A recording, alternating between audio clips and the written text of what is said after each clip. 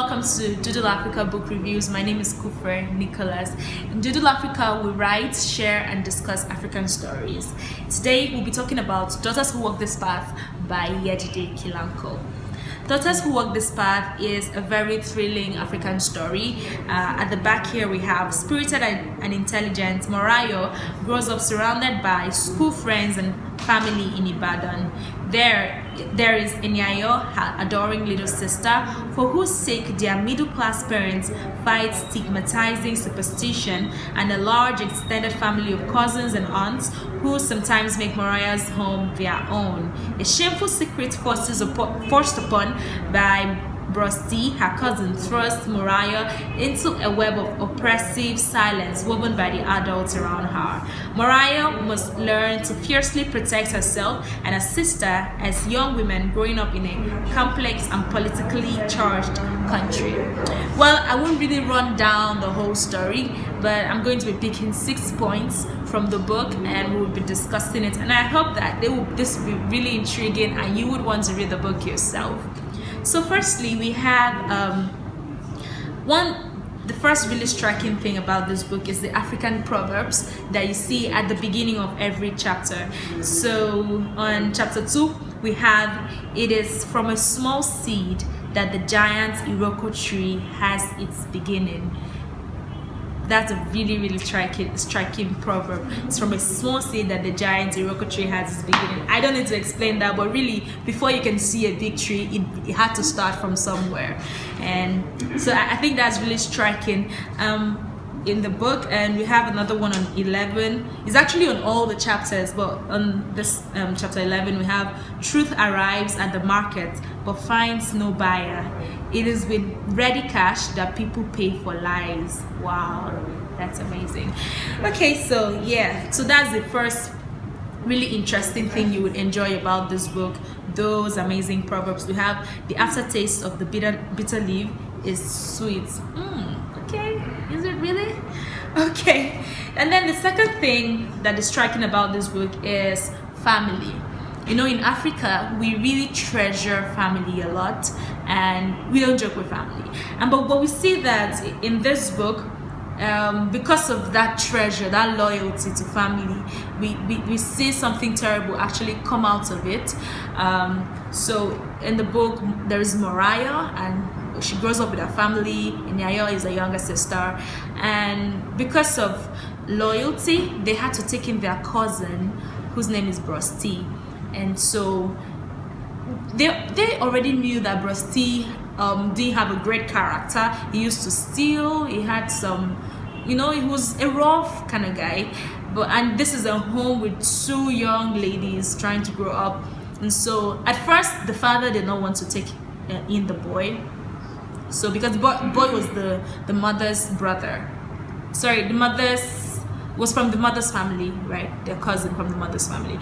And so because of the loyalty of family, they had to take him in, and his character actually came forth, and we saw that the boy got to rape Morayo. And apart from that loyalty of having to take him in, why do you leave the boy in the house with the girl? Everybody traveled, and it was just the both of them at home, and that happened. And it was so unsuspecting, but I mean, they should have known. And we also have part of the family secrets. In most African families, we see this thing of children not being able to communicate with their parents or elderly people in the house. So we see that Moraya gets raped by the cousin, but she's not able to say anything because she was timid, she was scared. You know, this thing about your parents having this high expectations of you really don't want to fall. So looking at chapter 23, let's take a look at chapter 23. Okay, yeah, talking about secrets, it was when the father was telling them a story, right? And they used to share folklore, and that's one very peculiar thing about African families. So the lesson, he said, is that if you don't want everyone to know your secret, don't share it with anyone. And that is what Mariah grew with, and she was really secretive. And this secret gets to breed fear and so many other things, So the next point is on rape, sexual abuse, and we're going to look at page 74, a very striking page where she describes the rape situation by Bros T. He whispered, okay, this is from the book. He whispered softly into my ear, "Stop this nonsense, or I will call Jimmy and Neron to come. I am sure they will be very happy to join us. Is that what you want?" I shook my head widely, side to side. "Please." And we see that as quickly as I had left the tram, okay, my legs were thrown apart. I feel a sharp pain go right through my center as Brusty pushed into my unwelcoming body. My spirit floated high up to the ceiling. Looking down, I saw a child with a familiar face on the bed below. Her terror-filled eyes stared down into nothingness, her mouth open wide in a silent scream. Okay, so that's very terrible, having to go through that kind of abuse, that kind of terror as a child, and she was just alone in the house, and the boy came and raped her, and it was very terrible for her. And because of this, she starts being very withdrawn, and she's not able to share the situation with anybody. And we also see fear, and this situation could breed fear because we see that even consequently in the book, she starts to watch the boy and her younger sister, hoping that this is not going to happen to her too. And you see her look like, looking furtively over her shoulders, like feeling. So there was a time she even had to fall into a gutter because she was scared that people were really after her. And we see that even when she got into the university, she sort of became promiscuous, and everybody kept judging her. Nobody really wanted to know, okay, what was going on in her life? How did she get to become like this? And sometimes when people exude some character traits, it's actually because of maybe something they went through, that some kind of abuse, some kind of terror inside of them that exudes those character. And this is what we see in this book. And then we have, I have a point on superstition, and I find this really funny because we see the thing about when people don't understand something, they label it as evil because they don't have another explanation for it. Mariah's sister Enyayo was actually an albino, and okay, we see that on page 7. Let's take a look at page 7. Okay, this was a conversation between Mariah and Mariah's mother, because Mariah's family came to the house and they were saying that Enyayo is an evil child, is going to bring evil to the family. They were blaming the mother, making her cry. And so because of that, Mariah started to hate her sister. She was running, she didn't want to carry her sister or even look at her. So the mother had to call her and say to her, "My dear Mariah," she said gently, "your sister is not a spirit child. She is an affin due to some things the doctors call recessive genes," okay? And she had to explain that to her. This African superstition called Abiku, and Abiku is really just a child that has that is a sickler, that gets to die, and then if the mother gives birth again, the child will die again because the child is a sickler. And because so the African culture before now, the tradition was that this child is an evil child, Abiku, and there's always this superstition of making something that you don't understand as evil. So I think that maybe as Africans we should really look at some situations better. There was even a time where twins used to be killed, because people just thought they were evil. So that is what I found in the book, the superstition of calling an albino child an evil child. And then we get to suicide.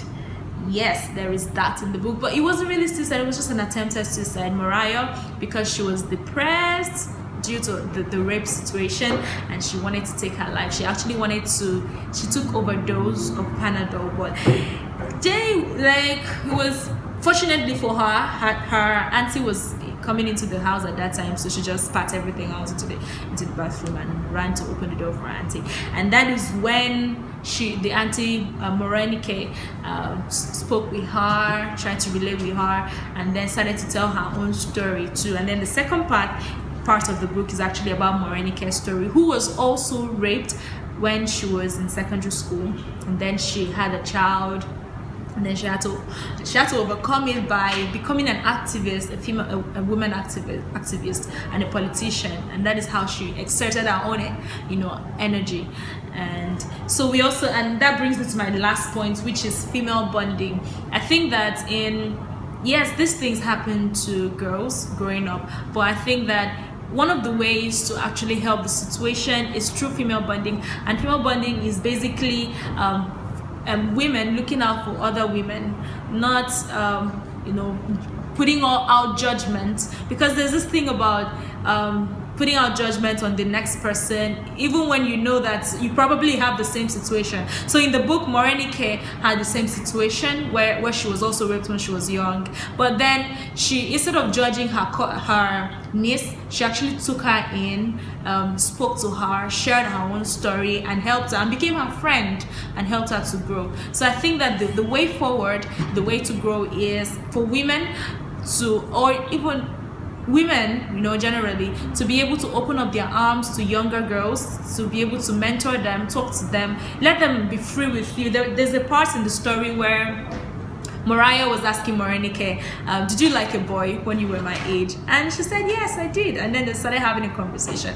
There's always that thing of some adults trying to be all sublime and holy when it comes to relating with the younger ones. They want to act like I always came first when I was your age. I was the best when I was your age. I didn't do this, I didn't do that. But then they probably had the same situation. So if you're able to open up to younger people, you might be able to solve a very deep problem that is going on in their lives. So those are the points I have for Daughters Who Walk This Path. Is a very amazing story, and I hope that you get it. This video was recorded at Roving Heights Bookstore at Ademola Adesokunbo, Abuja. So if you need to get this book, you can order it from their Instagram page, or you can just send a message to me and I would speak with them and help you get Daughters Who Walk This Path. It would be an amazing read for the month of July. Make sure you do get one for yourself. Thank you once again. This is Doodle Africa Book Reviews. I am Kufre Nicholas.